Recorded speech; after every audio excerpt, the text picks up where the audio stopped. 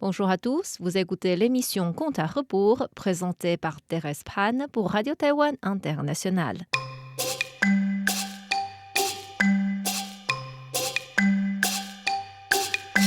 À partir de cette semaine, nous allons commencer une nouvelle série d'émissions sur la légende de Qi Gong, un roman rédigé par Guo Xiaoting sous la dynastie des Qing.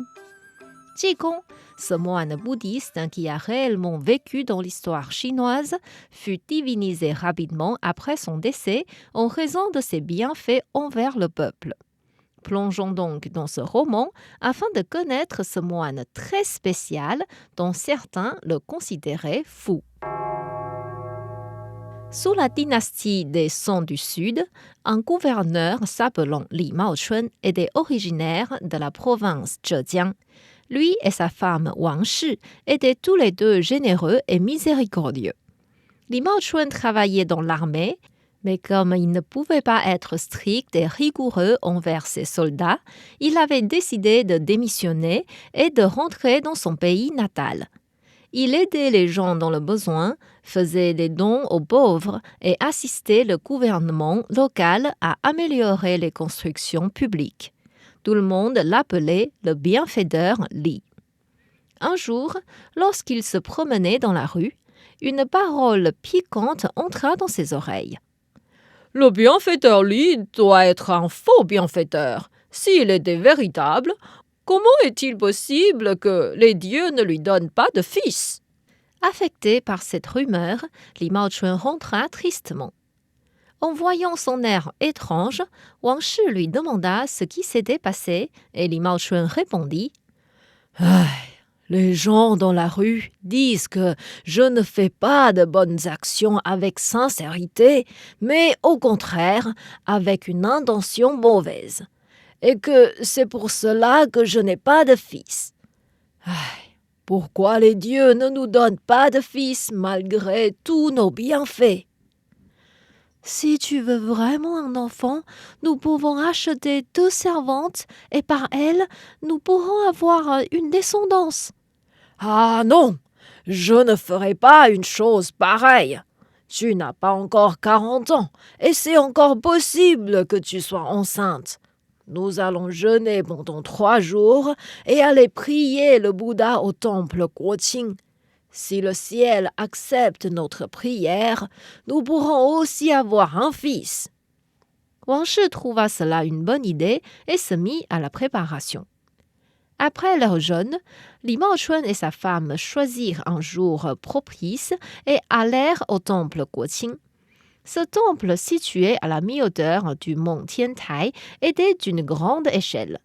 Son domaine contenait 2 cloches, 5 grands halls, 25 bâtiments conservant des livres bouddhistes, ainsi que des salles de cours et une hôtellerie. Comme Li Maochun était un homme connu, le responsable du temple, le moine Xingkong, les accueillit en personne et les guida dans chaque hall pour prier. Le couple de Li Maochun alla d'abord vénérer le Bouddha au hall principal et pria. « S'il vous plaît, donnez-nous un fils pour prolonger notre lignée familiale. Si notre souhait est réalisé, nous ferons restaurer ce temple et vous offrirons une statue en or. » Ensuite, le moine Xingkong les amena au hall des arates. Li Maochun et sa femme prirent des bâtons d'encens et prièrent devant chaque statue de Harat.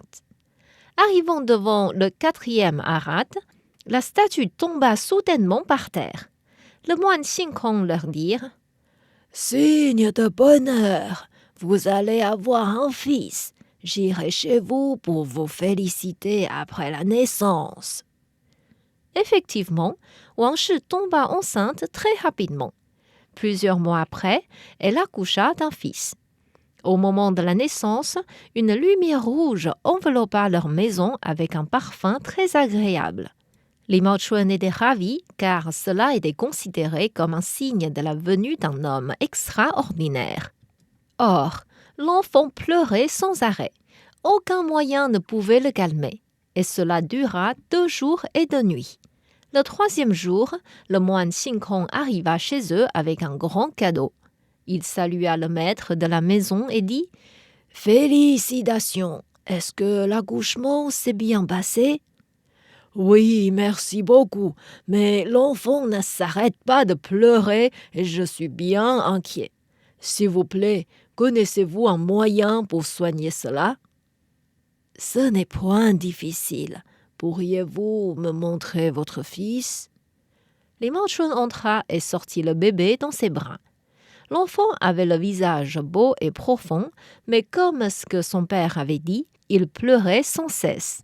Cependant, dès qu'il arriva devant le moine Xingkong, non seulement il s'arrêta de pleurer, mais en plus il afficha un sourire joyeux. Le vieux moine caressa sa tête et dit « Petit bébé, je sais d'où tu viens. À partir d'aujourd'hui, tu t'appelleras Li Xiuyuan. Accomplis ton destin dans ce monde. » Ravi, Li Maochun invita le moine Xingkong à manger pour fêter. Plusieurs années passèrent. Li Xiuyuan avait maintenant 7 ans. Il ne parlait pas beaucoup et ne jouait jamais avec les autres enfants du même village. Pour ses études, son père employa un enseignant à la maison lui apprendre à lire et à écrire. Il trouva aussi 2 autres enfants pour l'accompagner, dont un était le neveu de sa femme, Wang Shi. Ces 3 garçons s'entendaient bien et étudiaient diligemment. Li Xiuyuan était spécialement intelligent. Il pouvait lire 10 phrases en même temps et les mémoriser en un seul coup. Au point que son enseignant disait souvent aux autres que Li Xiuyuan ferait des choses inimaginables dans le futur.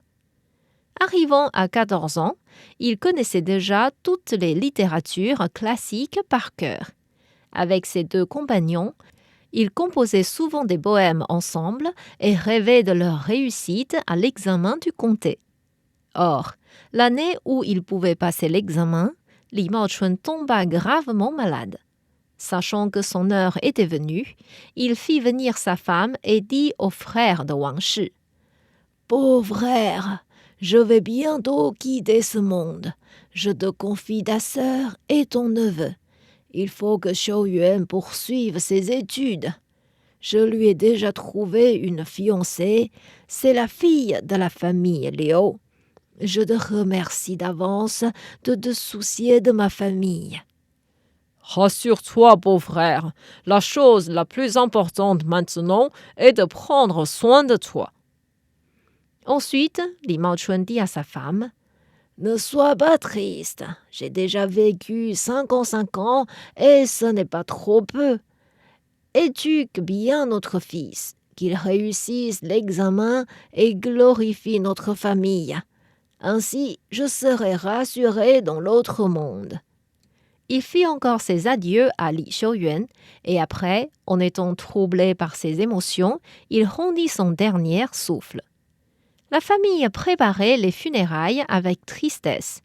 Comme Li Xiuyuan devait rester en période de deuil, il ne pouvait pas participer à l'examen du comté, alors que ses 2 compagnons réussirent à l'examen. 2 ans plus tard, Wang Shi décéda aussi en raison d'une maladie. Li Xiuyuan était en grand chagrin et traita les affaires des funérailles grâce à l'aide de son oncle. Depuis le décès de son père, Li Xiuyuan lisait beaucoup de livres religieux. Et avec le décès de sa mère, il décida de devenir moine. Une fois qu'il termina la période de deuil, il laissa un petit mot à son oncle et quitta la maison à l'âge de 18 ans. Sans voir son neveu pendant 2 jours, M. Wang commença à s'inquiéter et envoya des servants à sa recherche. Finalement, il découvrit le mot que Li Xiuyuan lui avait laissé. Même si celui-ci lui demandait de ne pas le chercher, son oncle ne pouvait pas ne rien faire. Il envoya des servants dans tous les temples alentours, que ce soit du culte bouddhiste ou taoïste, mais il ne trouva point de traces de son neveu. Il placarda même des annonces dans la rue en promettant « Celui qui nous ramène Li Xiuyuan aura une récompense de 4 kilos d'argent. Celui qui pourra nous donner une indication juste de sa demeure aura une récompense de 2 kilos d'argent. » Et pourtant, 3 mois passèrent sans qu'il n'obtienne aucune nouvelle. En réalité, Li Xiuyuan avait quitté sa ville natale et était arrivé à Hangzhou. Comme il avait dépensé tout l'argent qu'il avait sur lui, il ne pouvait plus continuer son voyage. Il alla donc dans un temple local en demandant de devenir moine. Ce temple Lingying se situait sur le mont Feilaifeng, près du lac Xihu. Le responsable du temple était le moine Yuan Kong. Il restait toujours moine durant ses 9 réincarnations et obtint ainsi une sagesse céleste. Dès qu'il vit Li Xiuyuan, il comprit que celui-ci était une incarnation de l'Arhat Xianglong. Ce nom désigne « vainqueur de dragons ». Et il était venu dans ce monde pour propager la voie bouddhiste en vue de sauver les gens. Puisque Li Xiuyuan était encore ignorant de son identité, le moine Yuan Kong tapa 3 fois son poing d'acupuncture sur le front pour ouvrir sa connaissance céleste. Par ce geste, Li Xiuyuan connut enfin son origine et son but. Il se mit donc à l'école du moine Yuan Kong et obtint le nom religieux de Tao Ji. C'était par respect que les gens l'appelaient Jigong par la suite. Mais dans ce temple, les autres moines employaient plutôt les mots folie ou démence au sujet de ce camarade. Pourquoi ce grand personnage était-il considéré comme un moine fou ? Qu'est-ce qu'il avait fait d'étrange aux yeux des autres ? Pour connaître davantage l'histoire de ce moine Jigong, je vous invite à revenir la semaine prochaine pour la suite de l'histoire.